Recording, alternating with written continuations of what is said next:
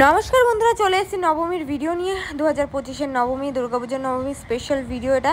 আজকের ভিডিওটা অনেকটা স্পেশাল হতে চলেছে, কারণটা তোমরা জানতেই পারবে। পুরো ভিডিওটা দেখো। নবমীর দিন হয়েছিল ভিড়টা কম থাকবে, ওই জন্য বেরিয়ে পড়েছিলাম শ্রীভূমির উদ্দেশ্যে।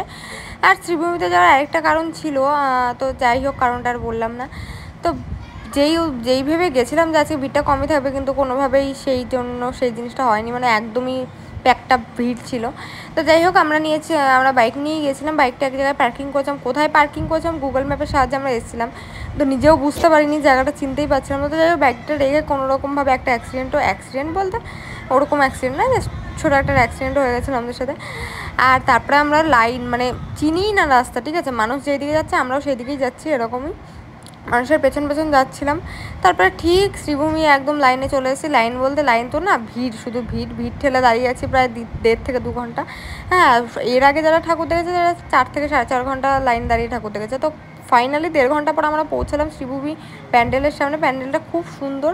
আর যেটা আমাদের সাথে হয়েছে সেটা আমরা একদমই প্রস্তুত ছিলাম না, মানে একদমই হতভম্ব হয়ে গেছি। বিশেষ করে কি বলবো, মানে যাকে আজকে আমরা দেখেছি তার কথা জাস্ট ভাবছিলাম। আমার বড় আমাকে পোস্টারে ছবি দেখে বলছিল তার কথা, মানে হঠাৎ করে ওই যে দেখো স্ক্রিনে তাদের একটা প্রোগ্রাম চলছিল, প্রোগ্রামটা দেখে আমার বড় আমাকে কিছু একটা কোয়েশ্চেন করছিল। তো কোয়েশ্চেনটা যার ব্যাপারে করছিল সেটা হঠাৎ করে যে আমার ক্যামেরার পেছনে চলে আসবে, দেখো পেছনে কে, ঠিক আছে, উত্তম কুমারের পরে যেই আমাদের সুপারস্টার, সেটা হচ্ছে প্রসেনজিৎ। মানে আমি ক্যামেরাটা অনই ছিল, আমি এদিক ওদিক ক্যামেরাটা দেখাচ্ছিলাম চারিদিকে প্যান্ডেল। হঠাৎ করে প্রসেনজিৎ এন্ট্রি নিল। আমি তো দেখে অবাক হয়ে গেছি। প্রথমে বললাম আর্টিফিশিয়াল, মানে নকল না আসল, তারপরে দেখলাম না সত্যিই আসলো। আমি তো সত্যিই দেখে অবাক। এতটা মানে কি বলবো, এতটা কাছ থেকে নাকি আমি দেখবো সেটা তো ভাবতেই পারিনি।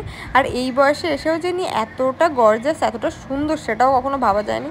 আর এই কথাটাই আমি বলেছিলাম, পরে আমার আমার উপর সেই খেপে গেছিলো, কেন আমি একটা ছেলেকে সুন্দর বলেছি। তো যাই হোক, আমি আমার চোখের সামনে তাকে দেখতে পেয়েছি, এটাই আমার কাছে অনেক। আমি হ্যান্ডশেকও করতে চেয়েছিলাম, একটা ফটোও তুলতে চেয়েছিলাম, কিন্তু এত ভিড় জঞ্জাট পেরিয়ে আর ইচ্ছে থাকা সত্ত্বেও আর এগালাম না। দেখেই ভেতরে মণ্ডপে প্রবেশ করলাম। তারপর শ্রীভূমির প্যান্ডেলটা দেখলাম, খুব সুন্দর। ভেতরে ঠাকুরটাও খুব সুন্দর লাগলো। আর দেখো, মানুষের থেকে ফোনই বেশি।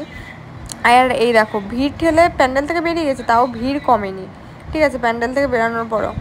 তো ঠাকুরটাকে আরেকটু ভালো করে তোমাদের জুম আউট করে দেখাই, খুব সুন্দর ছিল, ঠিক আছে। প্যান্ডেলের কারুকার্যগুলো খুব সুন্দর, ঝাড়বাতি দিয়ে চারিপাশে হোয়াইটের মধ্যে একটা মন্দির ছিল, বেশ সুন্দর ছিল, খুবই সুন্দর। তারপরে ওখান থেকে বেরিয়ে আশেপাশে কিছু ছোট প্যান্ডেল ছিল মায়ের, মানে শ্রীভূমির থেকে ছোট, সবই তো বড়, সেগুলো দর্শন করে আমরা বাড়ির উদ্দেশ্যে রওনা দিয়েছিলাম। ভিডিওটা ভালো লাগে লাইক কমেন্ট করো অবশ্যই। দেখা হচ্ছে পরের ভিডিওতে। ভালো থেকো, সুস্থ থেকো। আসছে বছর আবার হবে। Tata, bye bye.